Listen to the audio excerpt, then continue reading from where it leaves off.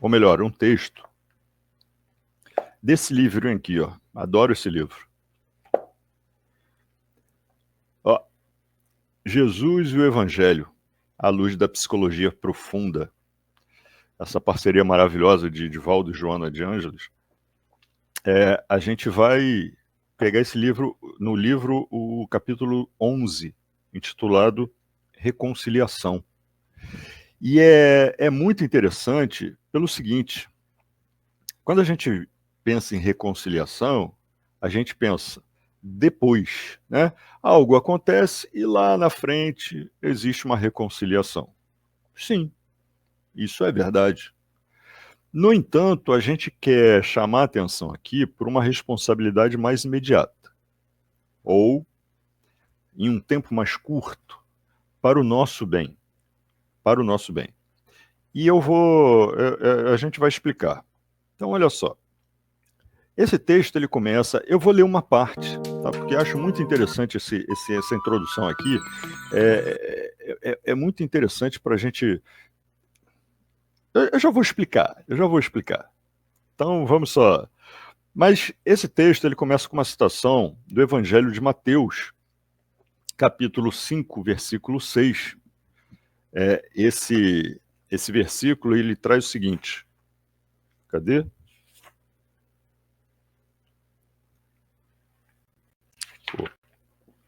Peraí, olhei errado.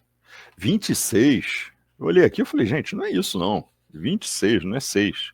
Em que diz o seguinte: em verdade vos digo que de modo nenhum sairás dali, até que restituas o último centil, ou o último quadrante. Depende da tradução. Só que eu quero ler, eu peguei aqui o Novo Evangelho, porque eu quero ler um trechinho anterior, um versículo anterior, para contextualizar e dizer o seguinte. Vamos lá. Evangelho de Mateus, capítulo 5, versículo 25. Está assim: sê benevolente depressa com teu adversário. Veja, não é com teu inimigo, é com teu adversário. Tá? E a gente precisa entender isso. Enquanto estás no caminho com ele. Ah, mas é fácil. Se é meu adversário, é só deixar para lá. Ah, deixa ele para lá. Vai ser adversário de outro em outro lugar. Comigo não. E a gente pula fora. Só que, e por isso é necessário a gente entender essa questão do adversário. Olha só. Para que o adversário não te entregue ao juiz, o juiz te entregue ao oficial, e sejas lançado na prisão. Esse é o versículo 25. Então ele começa: ser benevolente depressa com teu adversário. Gente, adversário se eu entro numa briga, eu tenho uma pessoa que vive comigo, né? Um companheiro, uma companheira, né? Vive comigo. E a gente entra num embate, porque de conceito, embate conceitual. Né? Ah, eu acho que a gente deve fazer isso. Não, isso aí de jeito nenhum, a gente deve fazer aquilo. E a gente fica nesse... que não sei o que e tal, às vezes se aborrece, fica dias sem falar, ou fala só o necessário, aquela coisa. Existe aí, né, uma situação em que um foi adversário do outro. Existe aí um conflito. Tá?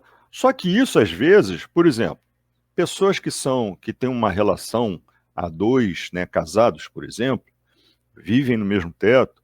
Como eles vivem no mesmo teto, isso, de repente, vai deixando para lá, deixando para lá, deixando para lá, e daqui a pouco estão de beijinhos e abraços. Legal. Só que, muitas vezes, a gente faz isso jogando para debaixo do tapete. Sabe a expressão de varrer para debaixo do tapete? Pois é. A gente faz isso. Então, aquele conflito, ele está ali. Ele não foi resolvido. Ele foi tolerado. Só que conflitos não resolvidos, eles vão se somando. Eles vão se somando. Aí chega um dia e a gente fala assim, cara, eu não suporto essa pessoa. Não sei por que eu tô aqui. Que besteira que eu fiz. Aí a grande questão é, a outra pessoa fez alguma coisa? Provavelmente. porque um só não faz, né? Dois. Mas um faz mais do que o outro, mas a grande questão é, o que eu fiz mais, o que eu deixei de fazer? Como assim? Se existe um conflito, eu posso ir deixando para lá e deixando para lá, e daqui a pouco os dois vão esquecendo e tá tudo bem. E a gente vai se tolerando. Tolerar a diversidade é importante, mas ela não deve ficar na tolerância. Tolerar é importante para que não haja um conflito maior, mas também é importante para que nos dê oportunidade de reconciliação, e esse é o nosso tema. Eu tolero o suficiente para não me indispor ainda mais e aproveito para me acalmar, refletir. E aí por isso que ele fala, ser benevolente depressa com teu adversário enquanto estás no caminho com ele. Por quê? Porque se deixar para depois, aquele irmão que está ali, que de repente a gente entrou em conflito, ele pode se tornar um obsessor meu, ou eu me tornar um obsessor dele. O que seria ainda pior. Porque aí a responsabilidade da obsessão é minha. Então Jesus já nos dá essa, essa dica, né, para uma boa caminhada. E isso é muito importante. Bom, então nós temos aqui